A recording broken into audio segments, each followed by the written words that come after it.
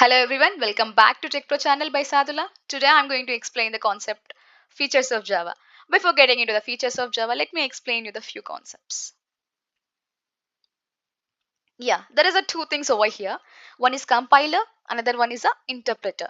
So compiler is nothing but it is a tool which going to do the process is called compilation. What is meant by the compilation? Compilation is nothing but converting the high level code into the form of bytecode is called as compilation. What is meant by the high level code? High level code is nothing but whatever the code which you are going to return in your Java file is called as a high level code. That code can be converted into the form of bytecode. What is meant by the bytecode? Bytecode is a code that only understood by the Java virtual machine. Okay, that is called compiler. Just keep it in your mind. What is a compiler? Next, the what is interpreter?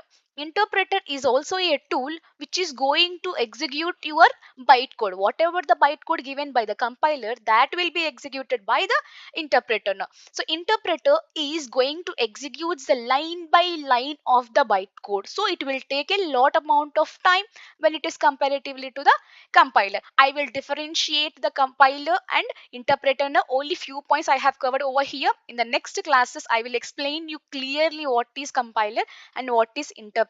As of now, just keep in your mind compiler is going to convert the high level code into the bytecode, whereas interpreter will execute your bytecode and will give the output. Okay, this is the only thing you have to remember as of now. In the next slide, so this is your program.java file. So program.java file is given to your Java compiler.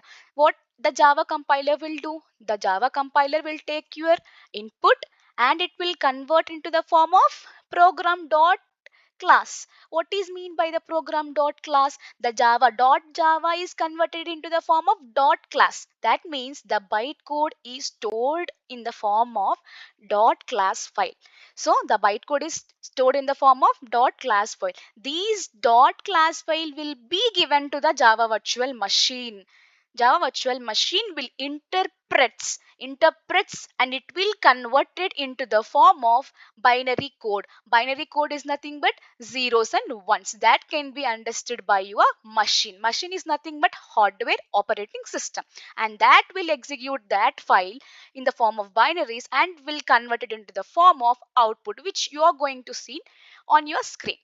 Okay, this is the process: file, compilation, and again we will get a dot class file. After that we will give to the JVM. There is an interpreter inside of the JVM. It will convert it into the form of binary zeros and ones, and again these zeros and ones file is given to your operating system on hardware, and that will convert it into the form of your output file. In the next slide I'm going to explain the features of Java. These all are the features of Java. Let me explain each and every feature clearly. So first feature is simple. Why Java called as a simple language? Because it will remove many complicated features that existed in older languages like C, C++. Its syntax is very easy to understand and it is very easy to read also, which makes suitable for beginners. For example, I am a beginner. I just want to write a code to print the hello world. I don't need to write n number of lines for it. Only few number of lines is enough to display my output. For beginners, this language is very simple and secure. Why we call it as a secure? Security means it will provide a high level security because it will avoid the risky features like a direct memory access. There is no direct memory access in Java. Okay, and the program only runs inside of the Java virtual machine, so that's why we call it as Java as a secured language. So that's why we use in online banking systems. It will helps to protect the user data and prevents the unauthorized access. So next thing is object oriented. So what is mean by the object oriented? I already told you in the previous slide there is a classes and objects in Java. So it is object oriented because it will use mainly classes and objects entire of the Java. This helps to organize the large problems and programs into a smaller manageable parts. Each and every large problem can be divided into n number of objects. So that's why the program is going to build on n number of objects. That's why we call it as an object oriented language. For example, let's say I will take a real time example. In a banking application, there can be a class called account.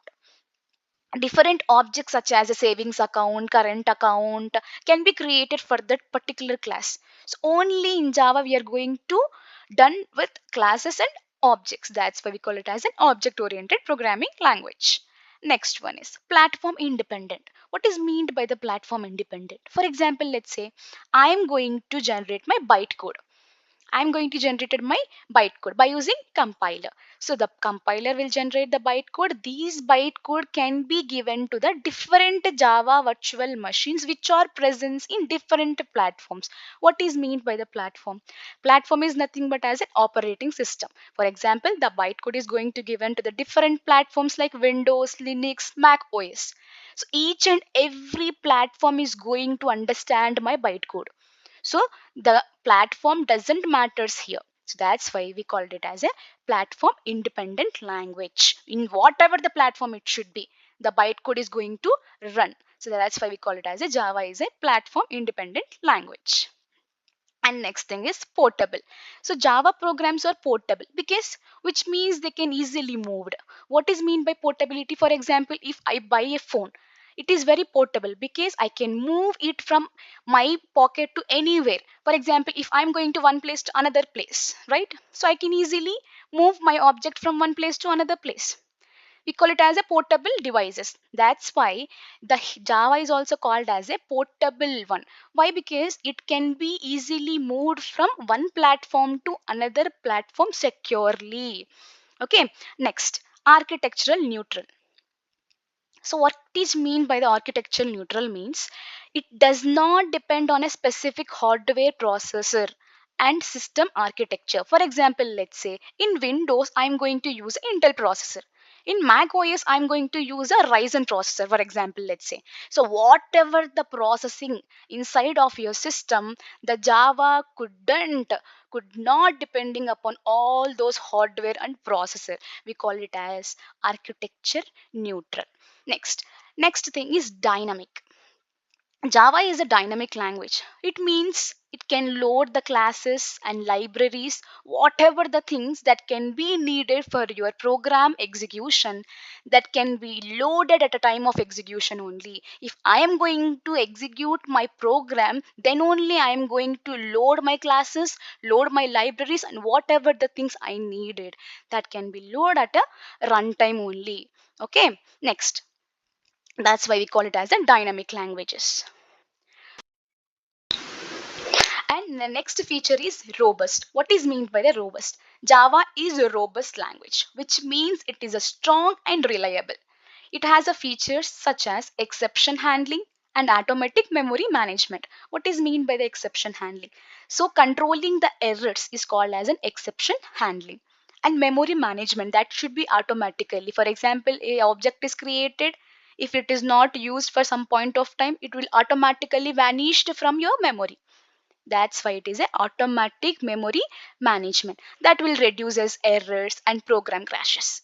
So we call it as robust language. Next, interpreter. What is mean by the interpreted? I already told you that it is an interpreted language. Java programs are compiled into bytecode, which is then interpreted by the Java virtual machine. This allows the same program to run on the different machines. So that's why we call it as an interpreted language. For example, let's say a Java program compiled once that can run on many computers. Like that's why we call it as a platform independent also and interpreted also. Okay. So next thing is multi-threaded. What is meant by the multi-threaded? Java supports the multi-threading, which allows the multiple tasks to run at the same time within a single program. For example, let's say in a single program there is a three task. For example, let's say I want to listen the music and I want to download my playlist and I want to interact with the user interface. These three tasks can be done at a time is called as a multiple threading. So each and every task is called as a thread. Going to execute the three tasks at a time is called as a multi-threading. So Java supports the multi-threading. Next, high performance. Why we call it as in high performance? Java provides the high performance because it uses the techniques such as a just-in-time compilation. So don't worry about what is JIT compiler. I will explain you each and everything. So JIT compilation, it will use as a JIT compilation, which is inside of your Java virtual machine. It will optimize your bytecode, which is going to execute with the fastest speed. So that's why we call it as a high performance. Java is also called as high performance language. So these all are the features of Java which I have covered over here, and I will explain whatever the terms which we have used over here in next few slides in next classes. Don't worry about that. And this is all about my today's class, and don't forget to subscribe this channel and